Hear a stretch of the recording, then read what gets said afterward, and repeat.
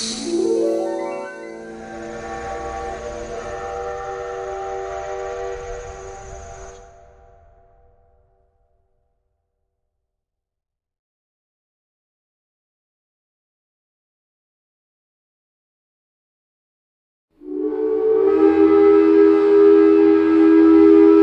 Skybound ghost train.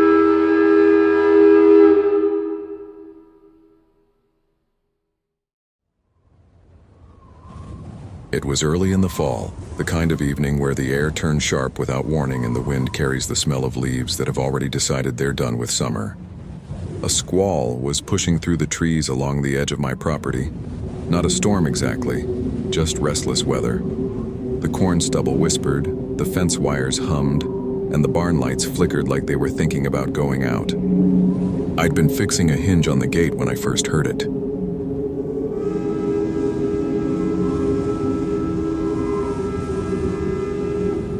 A whistle. Long, lonesome. The kind that stretches across distance like it's searching for something that isn't there anymore. At first I figured it was a freight somewhere down in the valley. We still get them at night. You learn their sounds living out here.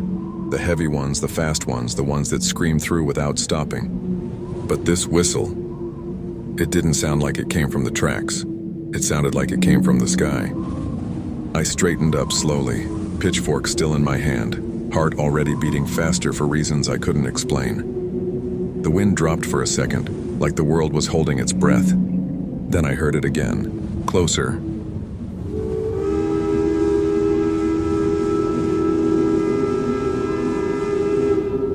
A shiver ran down my spine, so sudden it felt like someone had walked over my grave. I turned toward the clouds. They were low and moving fast, moonlight sliding through them in torn pieces. At first there was nothing, just darkness and wind and the faint creak of the barn behind me. Then a light appeared, a headlight, small at first, distant, floating where nothing should be. I remember thinking I was dreaming, or that lightning was playing tricks. But the light grew brighter, warmer, steady the way only a locomotive headlight can be. And then the clouds opened. A steam locomotive came roaring out of the sky. Steam rolled like fog breaking loose from a river. Iron wheels turned against nothing. The engine was old, older than anything still running. Black paint dulled by time, brass catching flashes of moonlight. Its whistle screamed again, not angry, not warning. Lonely. Black smoke poured from the funnel, thick and heavy, curling into shapes that didn't behave like smoke should. The sound hit a second later, the thunder of machinery, rods pumping, the deep breath of a living machine that had no right to be there. It passed right over my fields.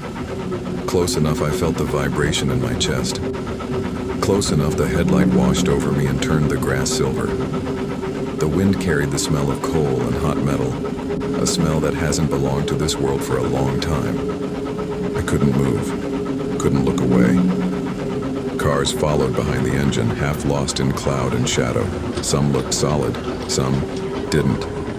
Windows glowed faintly like lanterns seen through fog. For a second, just a second, I thought I saw shapes inside, people sitting still, waiting. The whistle blew again, and there was something in it this time. Not sound, feeling, departure, distance, memory.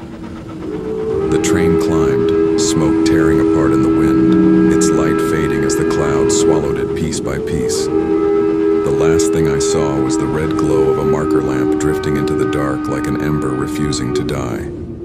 Then it was gone. The wind came back. The fence wire hummed again. The barn light steadied. Somewhere an owl called like nothing unusual had happened at all. But the air smelled like coal for a long time after. I stood there in the field, staring at the place where the sky had opened, trying to tell myself it was imagination. Weather, sound carrying strange, old memories mixing with night. Farmers are good at explaining things away. Still, I've lived here 30 years. I know what trains sound like, and that wasn't one heading anywhere on this earth.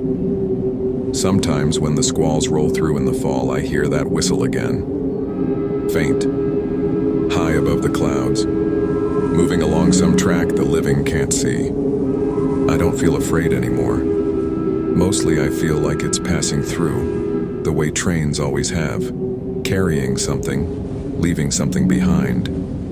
And every time I look up, part of me wonders if one night it might slow, just enough, for someone to step off into the fields.